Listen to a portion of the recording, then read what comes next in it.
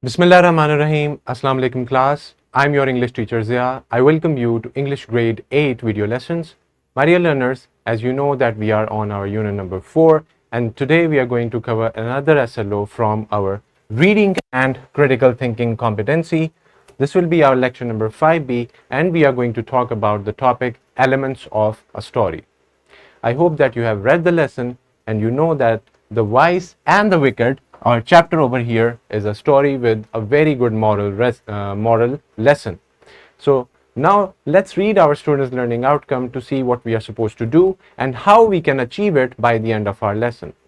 So our SLO is analyze how particular elements of a story or drama interact. For example, how setting shapes the characters or plot. Now, we are supposed to look at the particular elements of story that makes up a story, and we are going to focus on the story over here and how the setting, which is another element, is shaping our characters or the overall plot.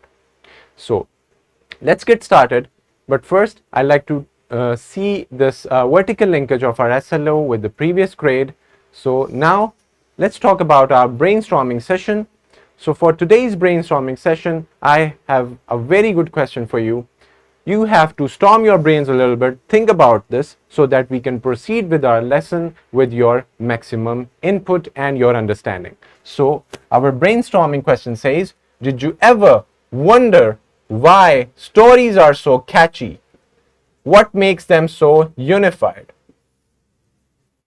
My dear learners, we all read stories and they are very interesting. Why? Because they are following some interesting elements, right? So why do you think that they are so unified and every story is put together, and why they are so catchy so that we can listen them over and again? Think over it so that we can move forward. I hope that you have done this brainstorming activity. Let's talk about our topic, which is story elements or elements of story. Now, we have different elements. We are going to go through them one by one. Let's see with number one, which is our plot. So our plot is basically the sequence of events in a story or play. So plot is a sequence of events. It has a particular sequence and an order. The plot is a planned logical series of events having a beginning, middle, and an end. It is the sequence of events in a story or play. So, same thing is over here. Now, let's see. Our plot is having different kinds of points. First, you have a beginning, you have a starting point, then you move into the middle part, and then the end. So these are the three basic parts of a plot. And we know that plot holds our story, and plot is basically keeping the story in a very unified and in a very chronological good sequence. So this is about our plot and it contains our story. This is a very basic and essential element of any story that you read. Let's talk about another important thing, which is character. We know that stories have different characters. Some are good, some are bad. Some characters are just there to support either the good character or the bad character. And every character is having their own individuality and their own interpretation of things. Now let's see. All the people, animals, or creatures in a story are our characters. The characters are the individuals that the story is about. The author should introduce the characters in the story with enough information that the reader can visualize each person. So, when we read a story, we come to know about different characters, their background, what are their traits, how is their personality, and all that. And the author, the story writer, tells us about each character and we are very much clear and we can visualize these characters when we are reading them. So characters is also an important element of any story. Let's talk about the setting. Let's see what is setting and what are the things that include in our setting. So our setting includes the time and place of the story's events. The author may give you very specific times and places or clues that require you to infer the time and place. So the setting of the story, which is very essential element of a story, it gives us the time and the place where the events are happening. So it could be, let's say, 10 years ago in the winter season, or there could be a place mentioned like Lahore or any other city, town or area. So the our time and place makes up our setting, and with the setting we can easily visualize the whole scene as a reader. So setting is also very important. If you want to write a story, you need to have a very good setting and telling the readers about the time and the place where the story is taking place. Next on, we have our conflict. We can also call it problem, because if there's no problem or no conflict, then the story is just bland and it does not have a good plot. And the story's conflict or problem is very important. Let's see. So conflict is the problem that the characters must overcome. Let's say that there's a village and a creature comes over there. So the protagonist, our hero, needs to fight this problem. Yes, it is a problem that is needed to be resolved. Or there can be so many other examples of conflicts in stories and novels. So the conflict holds the plot very well, and it is a very essential element of our story. Next, we have the resolution, the solution of the conflict that we have.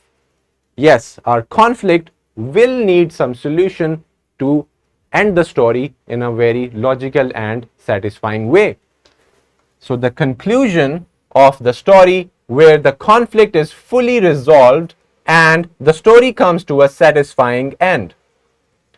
It is called resolution because now the story, the different problems and all the different kind of things are going to get resolved so that the story is completed and the conflict is addressed. Next, we have our dialogue. We know that dialogues are very important. And who are the dialogues for? They are for the characters. So, the spoken words or sentences or anything between characters, they are our dialogue. And dialogue can reveal character traits and advance the plot and provide information to the reader. Through your dialogues, the story takes progress. And it is called dialogue because in order to have a dialogue, you need to have two persons, because die means two. So the dialogue is exchange of words or sentences between two or more than two characters. So dialogue is also very important, essential element of our story. Next, we have our theme, and you know that theme is the main idea of any story, novel, or any play. Let's see what it is. So theme is, as we know, the main point of the story, the main idea of the story. It can include what you take away from the story, what you learn about life because of the story, or simply a main idea presented through the events of the story. So your theme, let's say there could be so many themes: poverty, moral values, or respecting your parents. So there can be so many different stories, the different themes, and the theme overall shades the whole story. And you can find the theme over and again in the whole story, as it is the central point and the main idea. Next, let's talk about how our setting shapes our plot and our characters. As we talked about it in our students' learning outcome, that we are going to see how the element, which is setting, is going to influence our characters or plot. So let's start with the plot. The setting influences the plot, which includes the story's events. Certain actions are more likely to take place in specific environments. Also, the story's mood and theme rely on its setting. The setting shapes also the characters. So let's say if it is a setting of 19th century or 15th century, you know that the whole plot will be about that particular era, that time period. So this way, our setting, whether it is set in the future, the story is set in the past or present, it completely shapes our plot. So now, let's move on to another part, which is again about plot. The setting can influence what happens in the plot. For example, a story set in the past will have different events and possibilities than one set in the future. So obviously, if the setting is in the future with technological advancements, then the story's plot will be different and it will resonate with the setting. Next, we have how the setting shapes our characters. Setting do have a very good influence on our characters as well. Let's see. The time and place of the story affect how characters think, act, and live. For example, a character in a small village will have a different life than someone in a big city.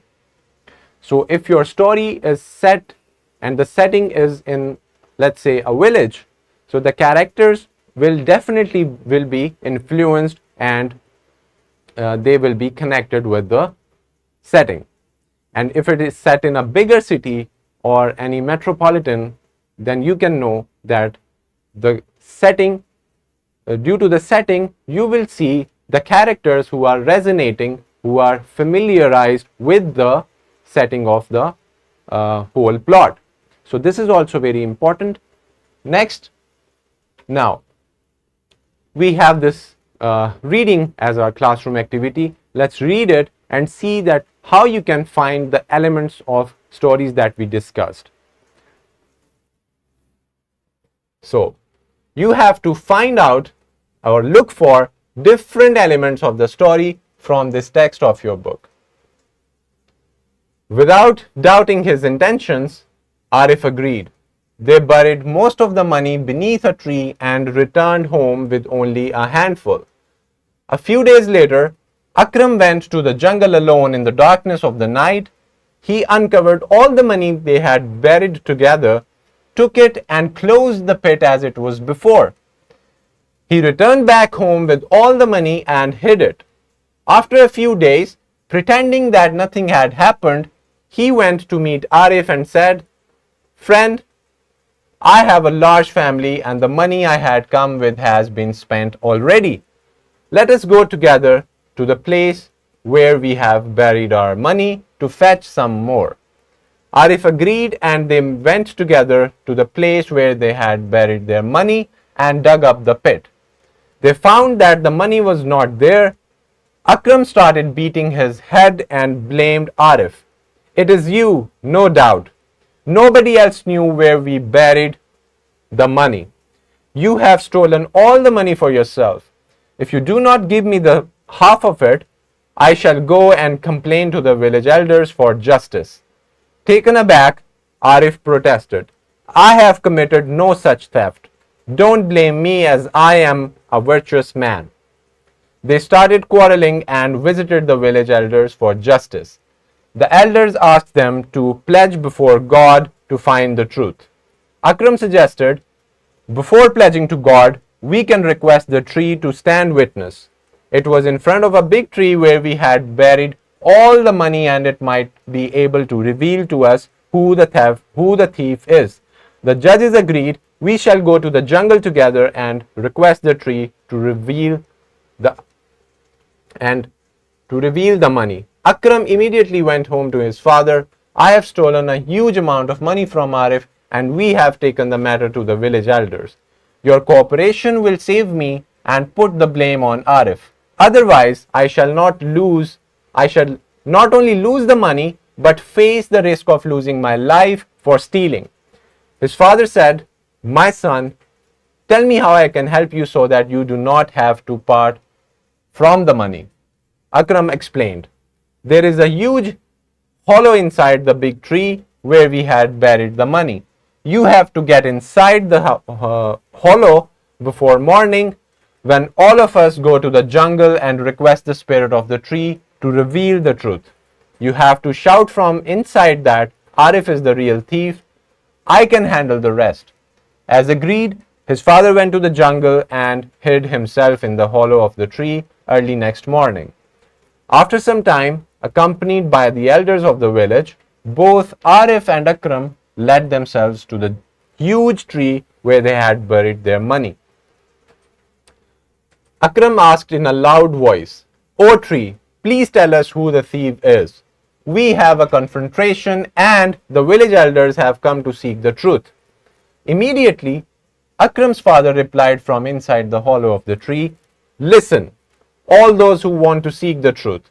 Arif is the thief who has stolen all the money." The village elders were wonderstruck. They could not deny that the tree had indeed revealed the truth. They immediately started discussing how they should punish Arif for his guilt. Meanwhile, when Arif heard the tree speaking, he became sure that there must be something wrong. The tree, if it was so, is telling a lie. That is not possible. Having seen the hollow of the tree, he put a heap of dried leaves and grass in front of the hollow of the tree and set fire to it. When the fire started flaring up, Akram's father could not bear the heat and smoke inside the hollow any longer. He came out with burns on his body, crying for pity. The village elders were surprised to find him coming outside from the hollow of the tree. "What are you doing here? What has happened to you?" villagers asked. He at once confessed his part and explained to the village elders what his son had done. Thus, the village elders came to know the truth and decided to punish Akram for theft and misleading the village elders. Now, you need to look for this post-reading question while you're reading this. In fact, after you have read this, what is explicit and implied meaning of the story? Of course, there is some implicit and implied meaning. You need to find that out after reading the lesson. Now, let's watch this simulation video whenever you have time, right after watching this video lesson, so that you can learn more about elements of story and how do they work together to put a story into place. Moving on with our worksheet that we have over here, you can solve it and learn more about the elements of story. Next, we have your homework. After reading the story, you have to put the statements in the correct sequence in which they happened. We know that in a story, the sequence is very much important. So you have to put them in the right order as your homework. Next, we have some resources. All these resources are available in the description of the video. You can find it easily and learn more about elements of story, how do they work, and what each element is capable of to add more depth and make the story unified and interesting. My dear learners, thank you for listening. I hope that you have completely understood our students' learning outcome, which is about elements of story.